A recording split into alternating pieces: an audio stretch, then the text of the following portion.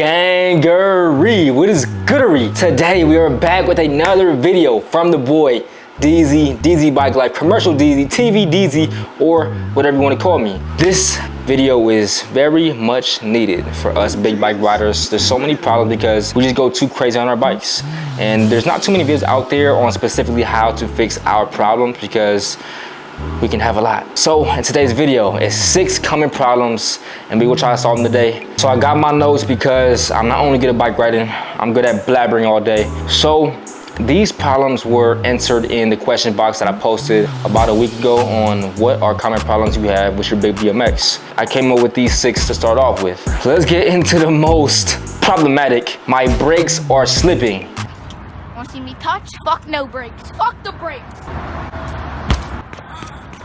I can't talk. So let's just start off with rim brakes. If you have rim brakes, I suggest you clean the rim with alcohols. That's where you first start off. Start there, it's cheap, it's easy, it's fast. Use rim alcohol, use the pads, whatever you have. Make sure it's alcohol to get all the dirt, all the grease, all the grime off your rims, just because you want a clean surface between the rim and the brake pad. You don't want nothing coming in contact, losing power. Next, you might want to get good brake pads. Cool Stops are fire. Those are tried and true by a lot of people. I use them sometimes. I'm using the box ones right now. They grab pretty good, but me, I have silver anodized wheels. So I think when you use like a black wheel or a red wheel, the anodized will come off over time after overusing them, and they might cause a little problem. I think I had that problem a little while back with black hoops. But get good brake pads, get a clean rim, and see where your problems lie after that. If you have newer pads, they might be glazed if they're slipping. Glazed means they're overused. You might have on some hills. You might have been dragging them for a long time. Glaze is like when they look burnt and they're all shiny and just look cooked.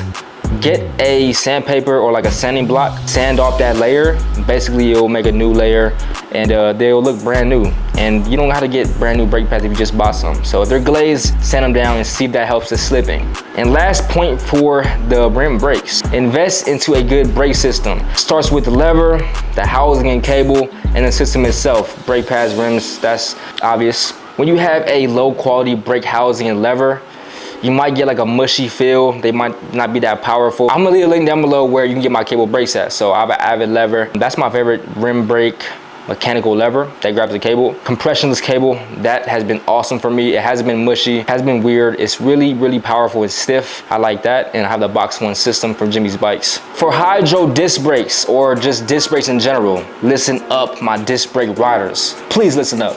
So if you hear a squealing or a horn sound, those are symptoms of a contaminated disc or pads, and you don't want that, especially if it's the oil from the hydraulic brakes you have. No, that's no good. You can honestly start with alcohol again. That's the cheapest and fastest. You don't got to get to no shop. Buy alcohol, clean the disc, clean the pads. If you feel like there's oil on the pads, sand them down and just try again, see if it grabs a little more. And make sure you check the caliper for leaks. That's a common problem with like lower end brakes, or if you're just going too hard, or over time, they just gonna leak because it's oil, it's a seal, they wear out. If loss of power, you might need to get a bleed. So take it to a shop, get a bled or get a bleed kit, do it yourself. But this whole video is about just learning your bike, solving your own problems, making new problems, mistakes, and learning from them. So just learn from this video, learn from my mistakes, learn from yours, and just learn from other mistakes too, so you don't make them again. If you bled them and they don't grab that good like you want to, you might just need a better brake system. Me, brakes, when it comes to disc and hydraulic, I like the Shimano XT Dior's 2-piston. The 4-piston if you want a really good bite, but me, I don't need that much power. I like the 2-piston over the 4-piston. So try both if you can, or just ask your homies if they have them, ride their bike and see which one you like better. If your brakes are rubbing, watch that video right there or right there. I'll leave a whole video from years ago on how to adjust your brakes, and that can really help y'all out. It helped a lot of other people out, so make sure you check it out. Common problem on a big bike number 2, my bike squeaks. Why does it squeak? I don't know, but let's get down to it and see why. It can be dirty, dirt, or worn and loose parts. So squeaking usually occurs in the drivetrain area, so that's usually the pedals, chain, cranks, bottom bracket, or freewheel and back wheel. I suggest you check from easiest to complex so you don't waste time and kind of narrow down what it could be. So start with the pedals, that's pretty easy. Next is the chain, make sure it's clean. newer and greased. Then I would say degrease and grease your bottom bracket. That's not too hard. And make sure the bottom bracket is tight because you don't want a loose bottom bracket. They loosen over time, it'll pull, basically it'll pull your cranks apart slowly and slowly, and you don't want that. It will also strip your frame. And you don't want a little problem that you didn't take care of in the first place to become a huge problem. Trust me, I made these mistakes. And definitely, chain really will get you and play you, because if it's too dry, it will make a lot of noise.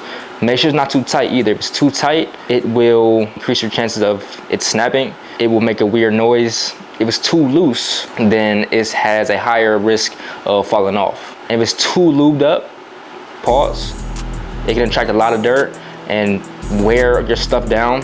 It'll basically bring more dirt in to attract on the grease, and the dirt will get everywhere and just mess up all your parts. And the squeaking will almost never go away if you keep your chain and stuff dirty. Common problem on a big bike number 3, my bike is ugly. My bike, I don't think it's ugly. And in my past builds, I honestly don't think they're ugly because I have a good taste in bikes and a lot of people give me compliments. But y'all can see for yourselves, I'm gonna leave the bikes on the screen. Mems, add my past builds and show them the bikes. And y'all can let me know for yourselves if you like my builds or not. We all have different tastes, and what I think is ugly is probably nice to you. What you might think is ugly might be nice to me. Keep your bike really simple. I suggest to be on the safe side, 3 to 4 colors max. Unless you want to go for a loud sticker bomb, crazy type of bike look, like Wet Paint Larry's. His bike is crazy, sticker bombed, literally wet paint thrown all over it, but his is kind of organized as well. It's like, I think it's the teal, pink, and purple color scheme, so it's still organized in a sense. Keep colors constant. Use your favorite colors or favorite color combos and just make the colors spaced out. And when you buy parts, this is one tip I can give to y'all. If you want to make your bike look goodery, this is anodized red nuts for the wheels. This is true red handlebars. And if y'all can see, they're really different in color, but they're both red. So red colors will differ from anodized. Obviously, they're 2 different materials, unless you get metal parts that are painted just like the bars. So when you choose colors like these, make sure you space them out to make them look a little better, because when you stack for example, some red bars on a red stem and they're both different reds, it'll look weird.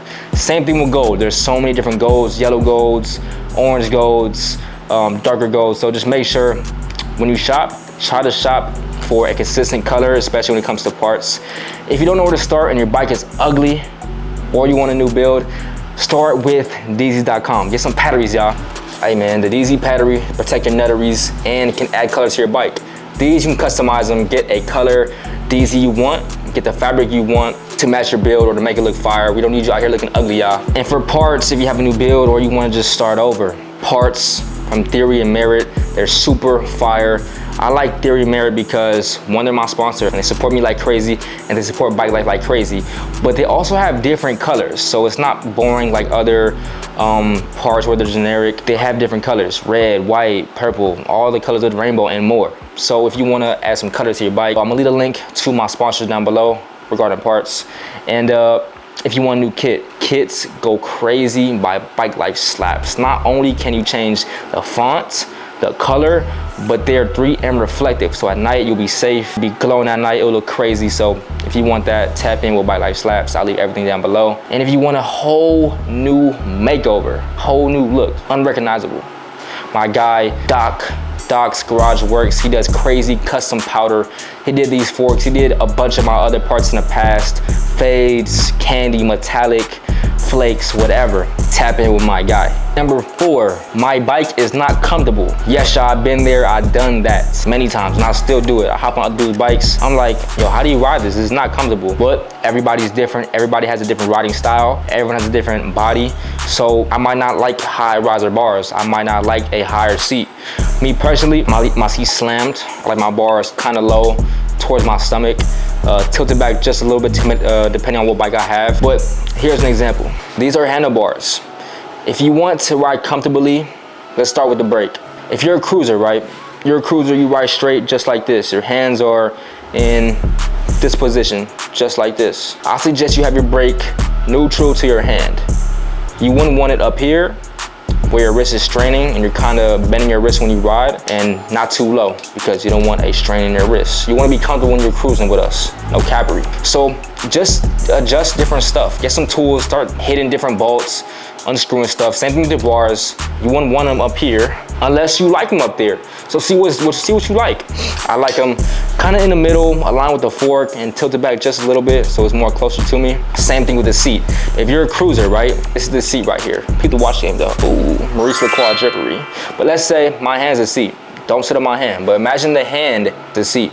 And you're a cruiser, you're riding flat all day. Kind of want your butt at a flat angle, no angle at all, just sitting like a chair. So have your seat like this if you're a cruiser. Same thing with the seat height, up or down, whatever is comfortable to you. Adjust it, slam it, put it in the middle, put it high, and see how you like it. But if you're a cruiser, you want it flat. If you do wheelies, you want it like this. And you might see a lot of kids tilt the bike just like me. Tilt the seat towards the bike. So when you're in a wheelie, your bike goes up in an angle like this. Your seat is somewhat flat because originally it's tilted, initially it's tilted. So when you wheelie, kind of feel more comfy.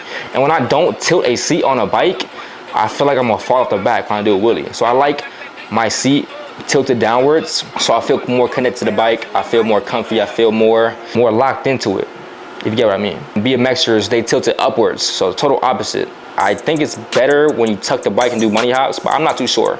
I don't know. But things you can adjust are your bars, your bar height by adding spacers to the fork, up or down, changing the bars, making them higher or lower. But there's also free ways you can be more comfortable. Adjust the seat and add more air in your tires. That's an important one.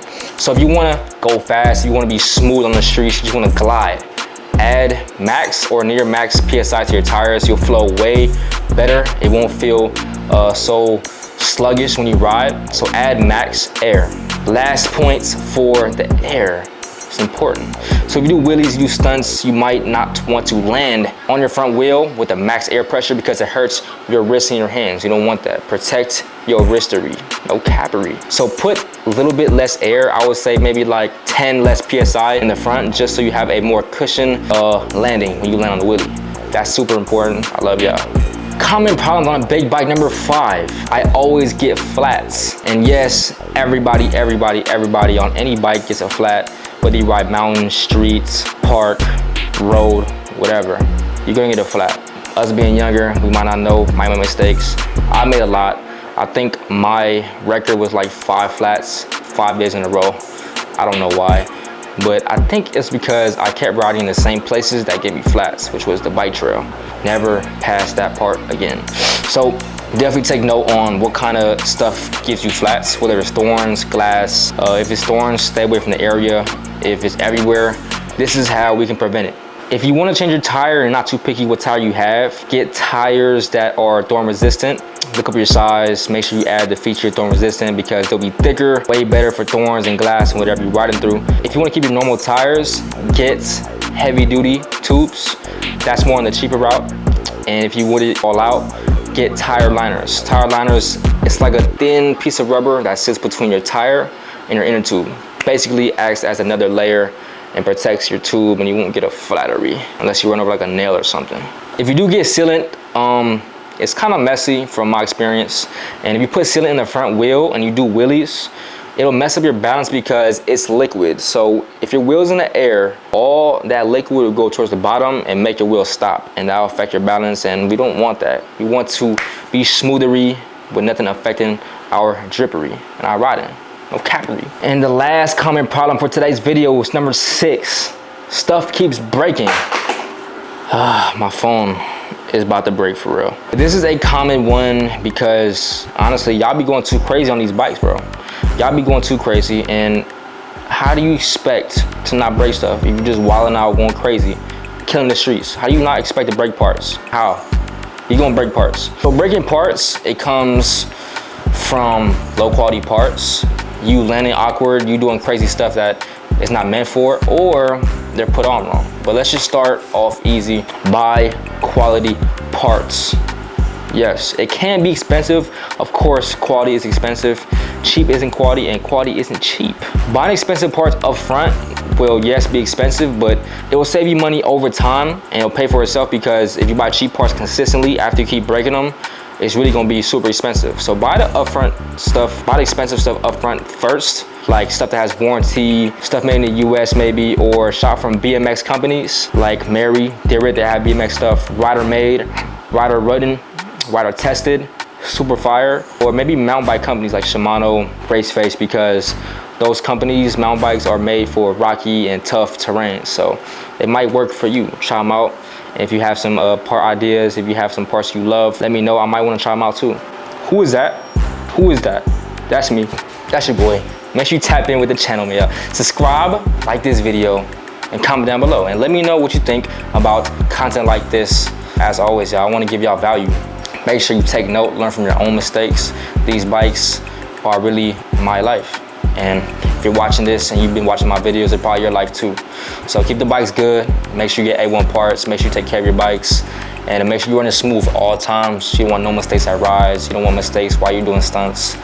And let me know down below if you want another video like this. If you have more problems, if you know some answers to some problems, comment down below. It might help someone else out. And that's what it's all about, helping each other, helping the community. That's why I made the video for y'all. And as always, stay blessed, stay productive, and stay safe. Till next time, I love y'all. Gangery, yes sir, don't panic.